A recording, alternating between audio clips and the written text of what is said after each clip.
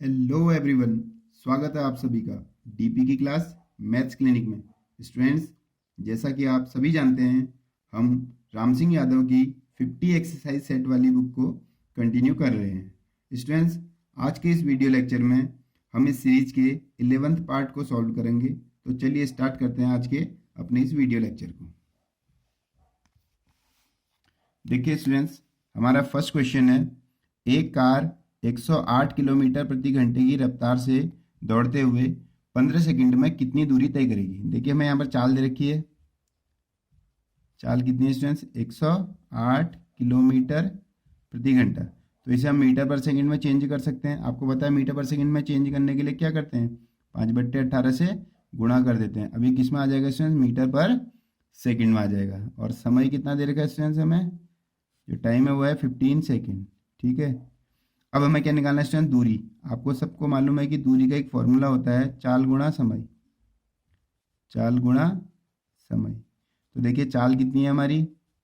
108 गुणा 5/18 मीटर पर सेकंड में बदलने के बाद समय है इसमें 15। तो 18 से इसको काट दिए। 18 से 18 छक्का 108, 18 6 108 इंटू 5 इंटू 15। 6 5 जा कितना हो जाएगा इसमें? 30 इंटू 15। और ये देखो 15 3 जा 45 मीन से 450 मीटर आपका आंसर हो जाएगा। तो इसका देखिए आपका थर्ड पार्ट इसका आंसर है। ठीक है स्टूडेंट्स, बहुत इजी क्वेश्चन था। इससे पहले भी पुराने वीडियो लेक्चर में मैं आपको ऐसे क्वेश्चन बता चुका हूँ। सेकंड क्वेश्चन करते हैं। देखिए क्वेश्चन पढ़ते हैं। किसी धनराशि पर 8% वार्षिक ब्याज से 8%, देखिए आर हमारे पास है 8% ब्याज से मिलने वाला साधारण ब्याज उस धनराशि का 6 वर्षों में आधा हो जाता है। 6 वर्षों में आधा हो जाता है। टी बराबर 6 वर्ष दे रखे हैं हमें यहाँ पर। ठीक है स्टूडेंट्स, तो धनराशि ज्ञात करो। देखो स्टूडेंट्स, हमें यहाँ पर सिर्फ दो ही चीज़ दी हुई है, आर और टी। इतने से हमारा ये क्वेश्चन कंप्लीट नहीं हो सकता है। तो इसका जो ऑप्शन है स्टूडेंट्स वो डी, अपर्याप्त आंकड़े, इसका आंसर होगा। ठीक है स्टूडेंट्स, तो हमारा इसका आंसर क्या होगा? डी। चलिए थर्ड क्वेश्चन को करते हैं। थर्ड क्वेश्चन में क्या दिया हुआ है स्टूडेंट? देखिए, किसी व्रत यदि किसी एक व्रत की त्रिज्या में 75% की वृद्धि कर दी जाए। कितने परसेंट की वृद्धि करनी है? 75% की। तो उसकी परिधि में कितने परसेंट की वृद्धि होगी? तो स्टूडेंट्स आप ध्यान दीजिए, कभी भी ऐसा क्वेश्चन आता है जिसमें कहता है कि त्रिज्या में इतने परसेंट की वृद्धि हो रही है, इतने परसेंट की कमी हो रही है, और आपसे पूछता है कि इसकी परिधि में कितने परसेंट की वृद्धि होगी या कमी होगी। तो आप ध्यान दीजिएगा, जितने त्रिज्या में जितने परसेंट की वृद्धि होगी उतने ही परसेंट की वृद्धि परिधि में भी होगी। ऐसे ही त्रिज्या में जितने परसेंट की कमी होगी उसकी परिधि में भी उतने परसेंट की कमी होगी। क्यों?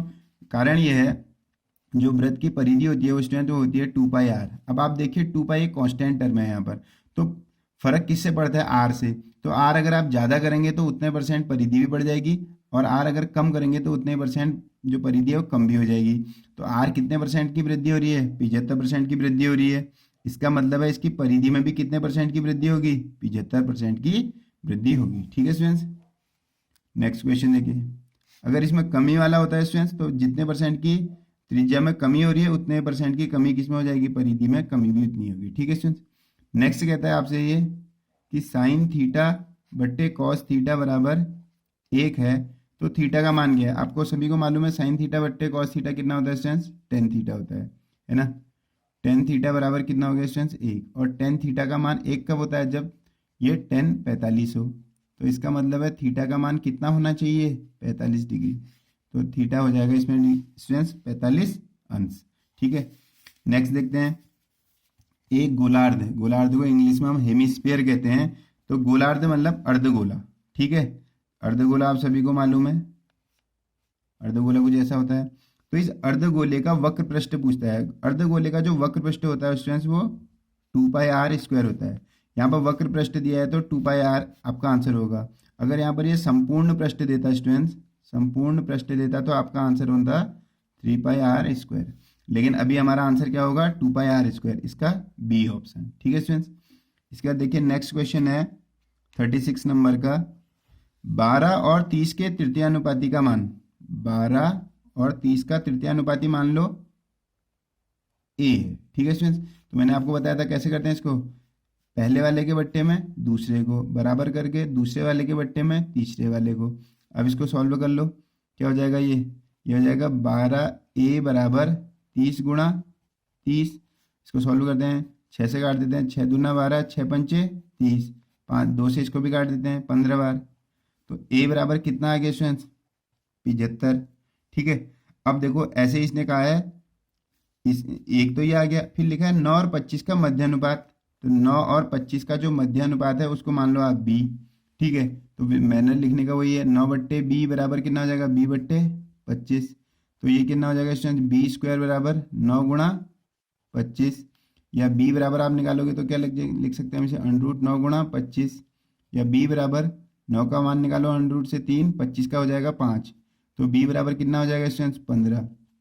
अब आपसे पूछता है कि ये a और b जो इन दोनों का अनुपात है वो कितना होगा? तो a/b हमें बताना है। a कितना है स्टूडेंट्स? 75। b कितना है? 15। तो देखो 15 से तो कट जाता है ना, 15 × 5 = 75, तो 5/1। तो ये जो a और b का अनुपात है वो कितना हो जाएगा? 5:1। तो इसका जो आंसर होगा वो होगा 5:1। देखिए स्टूडेंट्स, आपका ये ऑप्शन होता है यहाँ पर बी ऑप्शन करेक्ट। ठीक है स्टूडेंट्स, तो चलिए आप नेक्स्ट क्वेश्चन को करते हैं।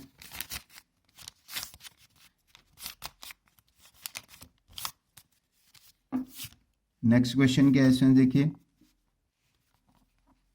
36 आदमी किसी काम को कितने दिन में करते हैं? 25 घंटे में करते हैं। 36 आदमी एक काम को कितने में करते हैं? 25 घंटे में करते हैं। तो 15 आदमी उस काम को कितने घंटे में करेंगे? मान लो x घंटे में करेंगे। तो अब इसको 5 से काट लो, 5 3 15, 5 5 25, 3 से ये कितने बार कट जाएगा? 12। तो 12 पंचे 60, x का मान कितना आ गया? 60। तो कितने घंटे में करेंगे 15 आदमी इस काम को? 60 घंटे में। देखिए इसका आंसर है ए। ठीक है स्टूडेंट, तो 60 घंटे में आपका ये आंसर हो गया। इसके बाद देखिए स्टूडेंट्स, लिखा है प्रथम 7 प्राकृतिक संख्याओं के वर्गों का औसत ज्ञात करो। तो मैं आपको, अगर आपके पास प्रथम 7 है, लाइक 1 का स्क्वायर, 2 का स्क्वायर, 3 का स्क्वायर, ऐसे ऐसे करके ये कहता है कि 7 के स्क्वायर तक पहले इनका वर्ग करके इनको जोड़ो, फिर इनका औसत निकालो। तो इसके लिए डायरेक्ट फॉर्मूला स्टूडेंट्स आप याद कर लीजिए, n+1 2n+1/6। ठीक है स्टूडेंट्स, अब ये फॉर्मूला हमने अप्लाई किया है। अब आपको क्या करना है, इसमें n की जगह क्या रखना है? 7, क्योंकि प्रथम 7 के लिए कह रहा है। अगर ये प्रथम 8 कहता तो n की जगह 8, प्रथम 10 कहता तो n की जगह 10, तो ये लग दो आप 7। ये 7 और 1 कितना हो जाएगा? 8। ये देखो 7 दूना 14 और 1 15, बट्टे कितना हो गया स्टूडेंट? 6। अब देखिए 3 से कट जाएगा, ये 3 दूना 6, 3 पंचे 15, और 2 से ये 4 बार। तो कितना हो गया स्टूडेंट? ये 7 गुणा 4 गुणा कितना हो जाएगा? गुणा हो जाएगा 5। तो कितना हो गया? देखिए 5 को 20, 20 और 20 गुणा 7 है ना, तो ये कितना हो रहा है? 140। 140 हो रहा है ना स्टूडेंट्स। तो इन सबके वर्गों का योग कितना हो रहा है? 140। लेकिन इनका औसत निकालना है। औसत में कितनी संख्या है स्टूडेंट्स आपके पास? 7। तो 7 से इसे भाग दे दीजिए, तो औसत निकालते हैं। जितनी संख्या है उतने से हम जो टोटल योग आता है उसको भाग देते हैं। तो 7 दूना 14, तो इसका मतलब इसका उत्तर होना चाहिए स्टूडेंट्स 20। क्या करा हमने इसमें? फिर से समझ लीजिए, 1 का वर्ग, 2 का वर्ग, 3 का वर्ग, ऐसे करके 7 के वर्ग तक इन सबको जोड़ो। जोड़ने का सरल तरीका है ये, आप फॉर्मूला याद कर लो। ठीक है, n+1 2n+1/6 है। ठीक है, फिर इनकी वैल्यू रख दो। ये 7 हो गया, n 7 है तो 7 और 1 8, ये ऐसे ही 7 दूना 14 और 1 15/6। अब जो जिससे कैंसिल होता है कैंसिल कर दो, उसके बाद आपको मिलेगा 140। 140 तो योग हुआ। औसत कैसे निकालेंगे? अगर 7 संख्याएं थी तो 7 से भाग दे दिया। तो उत्तर कितना आ गया स्टूडेंट्स? आपका आ गया उत्तर 20। ठीक है, अब देखिए नेक्स्ट क्वेश्चन करते हैं। देखिए स्टूडेंट्स, ये बहुत इजी क्वेश्चन है। यहाँ पर देखिए 3 4 3 343 343 343। तो मान लो कि a बराबर 343 है, और यहाँ पर b कितना है? 113 है। ठीक है, और मीन्स आप इस क्वेश्चन में आपको a की जगह 343 चाहिए, b की जगह 113 चाहिए। तो देखो ये a तो इसका मतलब ये हो जाएगा a³ और नीचे कितना हो जाएगा स्टूडेंट्स? b³। अब नीचे ये देखो, ये हो जाएगा a² प्लस, ये दोनों अलग हैं a और b हैं, तो ab प्लस 113 b² हो गया। तो देखो हमने a और 343 और 113 की जगह हमने a और b लिख दिया। अब आप सभी को मालूम है कि a³ माइनस b³ का फॉर्मूला क्या होता है? क्या होता है students? a minus b a² plus ab plus b²। और इसके अपॉन में देखिए क्या है आपके पास? a² plus ab plus b²। तो देखिए आपको क्या करना है, आपको इससे इसको कैंसिल कर देना। तो आपके पास क्या बच गया स्टूडेंट्स, a माइनस बी। अब a माइनस बी क्या है, a से b को माइनस कर दीजिए। 343 में से कितना घटाएंगे आप, 113। तो घटाने के बाद क्या है, 3 में से 3 0, 4 में से 1 3, 3 में से 1 गया 2। तो इसका आंसर कितना होगा स्टूडेंट, 230। देखिए सिंपली 230 इसका आंसर हो जाएगा। अगर हम इसको मल्टीप्लाई करेंगे तो हमें बहुत ज़्यादा टाइम लग जाएगा। तो क्या करा, देखो हमने 343 को a लिया तो 3 बार है तो ये a का क्यूब हो गया था। ऐसे 113 भी 3 बार था तो हमने b का क्यूब कर लिया। ऐसे 343 a और ये भी a, तो a स्क्वायर, फिर ये a और b a b, और ये b और b b स्क्वायर। तो हमने फॉर्मूला अप्लाई किया, a cube minus b cube, a minus b होता है फिर a square plus a b plus b square. इससे ये और ये कैंसिल हो गया और ये आपका आंसर आ गया। ठीक है स्टूडेंट्स, अब आप आज के बाद आप क्या करेंगे, इतना फॉर्मूला भी आपको लर्न नहीं करना है। आपको ये देखना है कि अगर ऊपर माइनस है, अगर ऊपर माइनस है तो ए और बी को प्लस कर देना है, वही आपका आंसर होगा। अगर ऊपर माइनस है तो ए में से बी को माइनस कर देना, वही आंसर होगा। बाकी आपको कुछ करने की जरूरत नहीं है अगर इस टाइप का क्वेश्चन आता है तो। ठीक है स्टूडेंट्स, माइनस होने पर क्या करना है, ए में से बी को माइनस, देखिए आप सीधे ए से बी को माइनस कर लीजिए, आपका आंसर आ जा रहा है। अगर ऊपर प्लस होता है तो आप ए प्लस बी कर दीजिए, आपका तब भी डायरेक्ट आंसर आ जाएगा। इतना तो कुछ सॉल्व करने की जरूरत ही नहीं है ना। लेकिन अभी मेरे को आपको ये बताना था इसलिए मैंने इतना कंप्लीट किया है। अदरवाइज आप एग्जाम में बहुत इजीली कर सकते हो, या तो माइनस है तो ए माइनस बी आंसर होगा, अगर प्लस है तो ए प्लस बी आंसर होगा। कब, जब ऐसा क्वेश्चन होगा हमारे पास। ठीक है स्टूडेंट्स, तो चलिए अब करते हैं हम अपने नेक्स्ट क्वेश्चन को। नेक्स्ट क्वेश्चन में क्या लिखा है स्टूडेंट, देखो 68062 1 में क्या, इनमें से क्या जोड़ें कि ये पूर्ण वर्ग बन जाएगा। देखो पूर्ण वर्ग बन जाएगा तो इसके बहुत तरीके हैं। मैं सबसे बेसिक तरीका बता रहा हूँ आपको कि आप सबसे पहले वर्गमूल ही निकाल लीजिए इसका। देखो हम इसका क्या करते हैं, जोड़ा बना देते हैं दाएं साइड से, तो ये दो दो के जोड़े बन गए। ठीक है स्टूडेंट्स, 68 0 6 और 21 का। अब यहाँ पर वो संख्या लिखनी है जो यहाँ पर भी लिखनी है, इन दोनों को गुणा करके इसके बराबर आए या इससे कम आना चाहिए। तो क्या होगा, अगर हम 1 से स्टार्ट करें, 1 ही कम 1 बहुत कम हो जाएगा। ऐसे करके 2 से करेंगे, 2 दूना 4 भी कम होगा। अब देखते हैं 8 8 64, तो 8 यहाँ लिख सकते हैं, 8 यहाँ, क्योंकि हमें पता है 9 9 81 ज़्यादा हो जाएगा, तो 64 हो गया। अब कितना रह जाएगा स्टूडेंट्स, यहाँ पर 4। आपका कितना उतर जाएगा, 0 6, हमेशा जोड़ा उतरता है। अब जितना यहाँ पर लिखा होता है उतना ही आप यहाँ ऐड भी करते हैं, तो कितना हो गया स्टूडेंट्स, 16 हो गया ये। अब यहाँ पर जो लिखना है वो यहाँ भी लिखना है। हमें मालूम है 1 लिखेंगे तो 161 कम, 161 बहुत कम होगा, तो हम यहाँ 2 लिख देते हैं, यहाँ भी लिख देते हैं 2। ठीक है, अब 2 दूना कितना हो गया 4, 2 छक्का 12, 2 ही कम 2 और 1 3, तो ये कितना हो गया स्टूडेंट्स, 324। अब 324 को आप इसमें से माइनस करिए, 6 में से 4 जाएगा तो आपका 2, और ये हो गया 10, 10 में से 2 हो गया 8, ये हो गया आपका 82। अब यहाँ पर से 21 उतार लीजिए। अब हमको यहाँ पर भी क्या करना है, 2 ही लिखना है क्योंकि 2 2 लिखा है, तो ये कितना हो गया स्टूडेंट्स, 1 6 4। अब स्टूडेंट्स हमें यहाँ पर वो नंबर लिखना है जो यहाँ पर भी लिखें, और क्योंकि देखो अब हमारे पास उतारने के लिए तो कुछ है नहीं, मीन से लास्ट नंबर होना चाहिए। अब यहाँ पर 1 है तो 2 ही केस हो सकते हैं, या तो मैं दोनों में 1 1 लिख दूँ, 1 एकम 1, या मैं 9 लिख दूँ, तो 9 9 81। अगर देखो स्टूडेंट्स 1 लिखता हूँ तो 1641 बहुत कम हो जाएगा, और 9 लिखता हूँ तो ये इससे ज़्यादा हो जाएगा। इसका मतलब है यहाँ पर कुछ कमी रह गई है। अब हम देखते हैं अपने पहले ऑप्शन को। पहला ऑप्शन है 4। सपोज करो मैं इसमें 4 जोड़ देता हूँ तो कितना बन जाता है, ये 8 2 2 5। अगर अब मैं यहाँ पर 5 लगाता हूँ और यहाँ पर भी 5 लगाता हूँ, तो 5 से इसको गुणा करूँ तो ये 8225 हो जाएगा। ठीक है, तो इसका मतलब इसमें कितने की कमी थी, 4 की। ठीक है, तो इसलिए हमारा जो आंसर होगा वो पहला आंसर होगा 4। ठीक है स्टूडेंट्स, सिंपल सा क्वेश्चन था, वर्गमूल निकालना आपको आता है ऐसा मैं समझता हूँ। ठीक, तो अब करते हैं अपने नेक्स्ट क्वेश्चन को।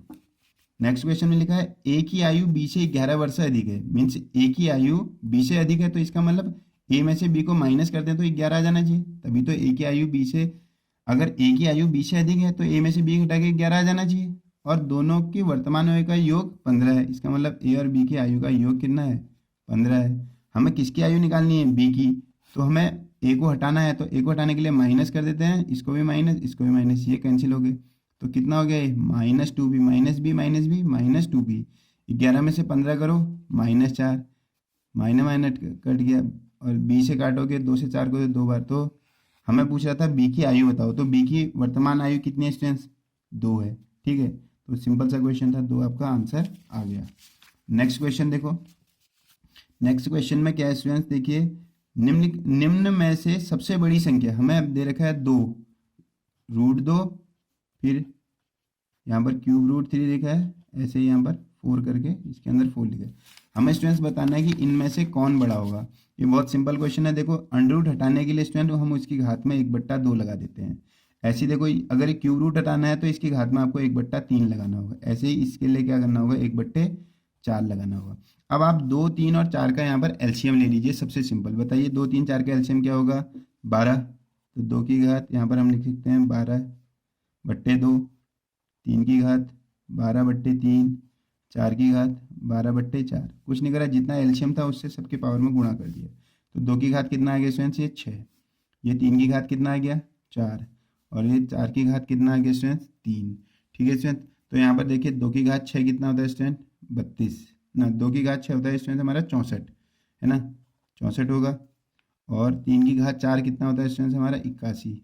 और 4 की घात 3 कितना होता है, 4 की घात भी है 64 ही हो जाएगा। अब आपको अगर अंदाजा नहीं आ रहा है कि कैसे लिख रहा हूँ, 4 की घात 3 मतलब 4 को 3 बार गुणा कर दो, 4 चौको 16 चौको 64। ऐसे ही देखो 3 को 4 बार गुणा करोगे 81, 2 को 6 बार गुणा कर लो, देखो ये हो गया। और 2, 2, 2 तो कितना हो गया, 2 दूना 4 दूना 8, 8 ही भी हो गया। तो 8 8 64, है ना। तो हम सबसे बड़ा इनमें कौन सा आ रहा है, 81। और 81 किसको लिख रहे थे हम, क्यूब रूट 3 को, है ना। तो इसका आंसर जो होगा स्टूडेंट्स हमारा क्यूब रूट 3 होगा। इसका आंसर है बी। ठीक है स्टूडेंट्स, उम्मीद करता हूँ ये भी आपको समझ में आया होगा। चलिए नेक्स्ट क्वेश्चन करते हैं। नेक्स्ट क्वेश्चन क्या कहता है हमसे, देखिए एक परीक्षा में 80%, देखिए स्टूडेंट्स मैं आपको इसको सिंपल सा बताता हूँ कैसे हम इस क्वेश्चन को करते हैं। एक परीक्षा में 80% छात्र अंग्रेजी में उत्तीर्ण हुए। इसको हम इंग्लिश कर लेते हैं अंग्रेजी के लिए, और गणित के लिए मैथ, क्योंकि इसमें गणित लिखा है। तो एक परीक्षा में 80% छात्र अंग्रेजी में उत्तीर्ण हुए। अंग्रेजी में टोटल है 80, और 85% है गणित में। 75% है अंग्रेजी तथा गणित दोनों में। अब देखो ये दोनों का कॉमन है, तो इसमें तो 75% लिख देते हैं। 75% तो दोनों में है। अब इंग्लिश में कितने हैं, 80%। इसका मतलब 80 में से मैथ में भी 75% 5 है, तो 5% इंग्लिश में लिख देते हैं। अब टोटल देखो 75 और 5 80 हो गया ना। ऐसे ही लिखा है इसने 85% गणित में है, तो 75 तो दोनों में पास थे। इसका मतलब जो 75% बच्चे हैं वो मैथ में तो पास हैं, इंग्लिश में पास हैं, लेकिन 10 कितने में है, मैथ में पास है। अब देखो 75 10 85%। तो अब ये पूरा कॉम्बिनेशन पता चल गया हमें कि अगर हमसे कहेंगे इंग्लिश में कितने पास हैं, तो 75 और 5 80। अगर गणित में की बात करेंगे तो 75 10 85%। दोनों में कितने हैं, 75। तो मतलब ये स्टूडेंट वो हो गए जो किसी न किसी में पास हैं। और कितने हैं वो जो पास हैं जो वो है हमारे पास 75 और 5 80 10 90। तो 90% हमारे पास पास हैं। तो फेल कितने हो गए स्टूडेंट्स, देखो फेल होंगे यहाँ पर 10%। कितने बच्चे होंगे, 10% फेल हो गए जो किसी में भी पास नहीं है। और यहाँ पर लिखा भी है इसने 40 छात्र दोनों विषयों में अनुत्तीर्ण हुए हैं। इसका मतलब प्रतिशत में तो 10% फेल हुए हैं जो दोनों में फेल हैं, और नंबर में वो 40 हैं। ठीक है स्टूडेंट्स, प्रतिशत में कितने फेल हुए हैं, 10% फेल हुए हैं, लेकिन नंबर में वो कितना कहता है, 40। अब होते कितना है हमेशा टोटल परसेंट। अगर हमें टोटल निकालना है तो ये टोटल कितना होना चाहिए, 100%। तो इसको 10 से मल्टीप्लाई करते हैं, तो 10 10 जा 100। इसको भी 10 से करो तो कितना हो जाएगा, 400। तो 100% बच्चे होते हैं कहीं भी, तो 100% बच्चे हैं। प्रतिशत में तो 100 हैं, लेकिन वैसे कितने होने चाहिए, 400। तो इसका पहला आंसर ही हमारा सही होगा 400, जो 400 है। ठीक है स्टूडेंट्स, तो सिंपल सा क्वेश्चन था ये भी। अब देखिए नेक्स्ट क्वेश्चन, यहाँ पर लिखा है इसने कि 6.46 के ऊपर बार, इसका संशोधित रूप लिखना है या अंशी रूप। तो आपको पता है स्टूडेंट्स, आपको क्लास 9th में आपने पढ़ा था, मैं उसी मेथड से बता देता हूँ आपको। अदरवाइज इसके बहुत सारे मेथड हैं। किसी नंबर के ऊपर बार लगा होता था, इसका मतलब वो संख्या जो होती है रिपीट हो जाती है। ठीक है स्टूडेंट्स, अब देखिए अगर 2 नंबर के ऊपर बार लगाया तो हमेशा 100 से गुणा कर दो इसे, तो कितना हो जाएगा, 2 अंक खिसक जाएंगे, 446.4646 ऐसे। अब इससे इसको माइनस कर दो, 100 में से x घटाओगे 99x। देखो दशमलव के बाद ये भी 4 से ये भी 4 से, सारे कट जाएंगे। अब 446 से 6 घटा दो, कितना हो जाएगा, सॉरी 646 से 6, तो ये हो जाएगा 640। तो x बराबर कितना हो जाएगा, 640/99। सीधे से ही उत्तर हो गया। और हमेशा ध्यान रखना, अगर 2 अंकों के ऊपर बार है तो हमेशा बट्टे में तो 99 आएगा। अगर आप सीधे तुक्का भी लगाना चाहते हो तो देखो 99 जिसके अपॉन में है, लेकिन यहाँ 2 आंसर है 99 वाले, तो लेकिन इसका ये वाला आंसर है अभी। ठीक है, ये दो तो कभी हो ही नहीं सकते। तो 640/99 आपका आंसर आया है। कुछ नहीं करना है, जो भी क्वेश्चन दिया हो उसको x से इक्वल टू मान लो। ठीक है, और जो नंबर के ऊपर बार लगा उसको रिपीट करके लिख दो। अगर एक अंक के ऊपर बार लगाओ तो उसी ये जो समीकरण हमारी आई है जो हमने फर्स्ट लिखी है, इसको अगर एक के ऊपर बार लगाओ तो 10 से गुणा करना, दो के ऊपर लगाओ तो 100 से करना, तीन के ऊपर लगाओ तो 1000 से करना, और इसके बाद जो ये समीकरण 2 हो जाएगी, 2 से 1 को घटा देना, आप हमेशा आपका उत्तर आ जाएगा। ठीक है स्टूडेंट्स, तो x बराबर 640/99, इस तरह से ये भी हो जाएगा। अगला देखिए स्टूडेंट, 2/3, 8/9, 64/81 और 10/27 का महत्तम समापवर्त मतलब मौसौ निकालना है। ठीक है, अब मौसौ निकालना है तो महत्तम समापवर्त में क्या होगा, जब भी ऐसा होता है तो महत्तम समापवर्त लिखा हो तो ऊपर का तो महत्तम समापवर्त, नीचे का लघुत्तम समापवर्त, नीचे का एलसीएम ऊपर का एचसीएफ। मीन्स ऊपर आपको क्या निकालना है, एचसीएफ, और नीचे क्या निकालना है आपको, एलसीएम। अगर उसने महत्तम समापवर्त लिखा है तो ऊपर महत्तम समापवर्त, अगर उसने लघुत्तम लिखा होता है तो ऊपर लघुत्तम, लेकिन नीचे उसका उल्टा करना है। मीन्स ऊपर अभी लिखा है उसने एचसीएफ, तो नीचे आपको एलसीएम कर लेना है। अगर उसने एलसीएम लिखा होता तो आप क्या करते, नीचे एचसीएफ कर लेते। तो क्वेश्चन कहता है महत्तम समापवर्त।